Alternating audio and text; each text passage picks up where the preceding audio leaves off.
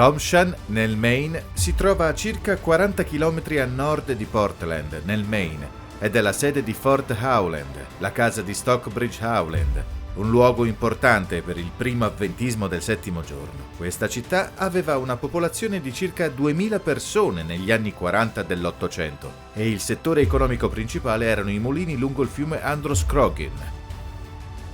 Stockbridge era un caro amico di James ed Ellen White nei primi anni del loro matrimonio e passarono molto tempo a casa sua, che oggi si trova ad Elm Street 7, vivendoci pure per un periodo di tempo.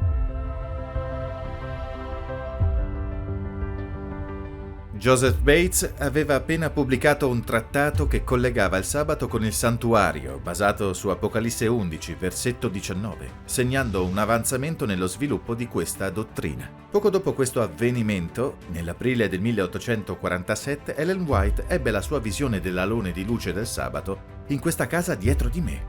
Vide i 10 comandamenti di Dio all'interno dell'Arca del Patto, con uno speciale alone di luce intorno.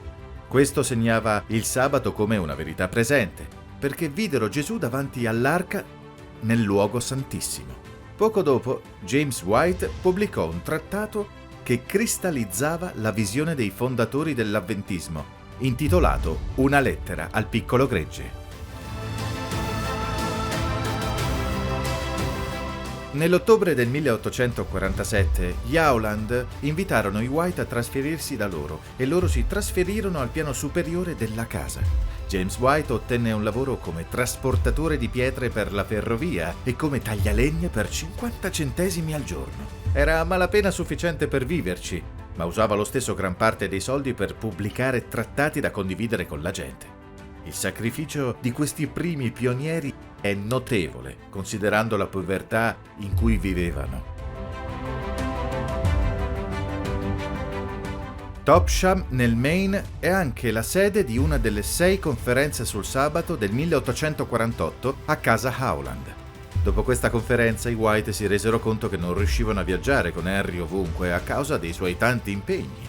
Di conseguenza, passò vari anni in seguito vivendo con gli Howland, fino a che i suoi genitori non si trasferirono a Rochester, New York, e allora si trasferì con loro di nuovo. Questi erano i sacrifici che facevano allora a causa di una vita piena di viaggi e di conferenze.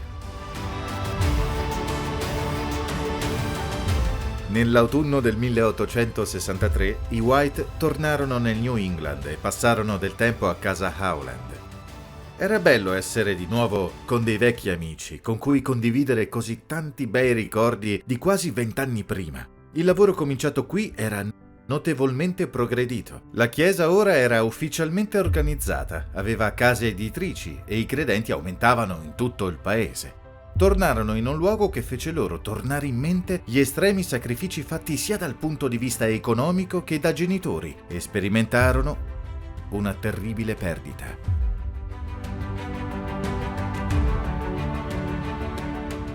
Henry aiutò a completare la tabella profetica del 1863, incollando della stoffa sul retro. Facendolo si prese un raffreddore che si trasformò in polmonite, portandolo a una morte improvvisa. Fu uno shock terribile che portò profonda tristezza a tutta la famiglia. Il funerale si tenne in fondo alla strada, nella chiesa battista qui, ma il suo luogo di riposo finale fu Battle Creek. Disse che avrebbe voluto essere sepolto accanto al fratello, John Herbert, in caso i suoi genitori fossero stati in viaggio, così da essere accanto a lui nel mattino della risurrezione. Poco dopo la morte di Henry, Ellen White pubblicò il libro An Appeal to Youth, che includeva alcune delle sue lettere ai figli. Scrivendo poco dopo, Ellen White commentò: «Ma Dio ci ha dato conforto nei lutti e con fede e coraggio abbiamo continuato il lavoro che ci ha affidato, nella brillante speranza di incontrare i figli che ci sono stati strappati dalla morte, in quel mondo dove malattia e morte non arriveranno mai. Se avete sperimentato una perdita simile nella vostra vita, prego che possiate anche voi trovare conforto».